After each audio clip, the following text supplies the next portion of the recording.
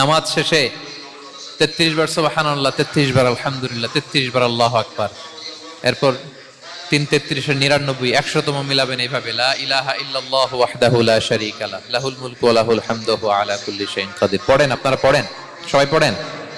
বিষ্ণু বলেন নামাজের পরে যদি 33 বার সুবহানাল্লাহ, 33 বার আলহামদুলিল্লাহ, 33 বার আল্লাহু আকবার, এরপরে 100তম বার লা ইলাহা কেউ পড়ে, তার যদি সাগরের ফেনা পরিমাণ গুনাহ থাকে আল্লাহ তাআলা তার সব গুনাহ মাফ করে দেয়।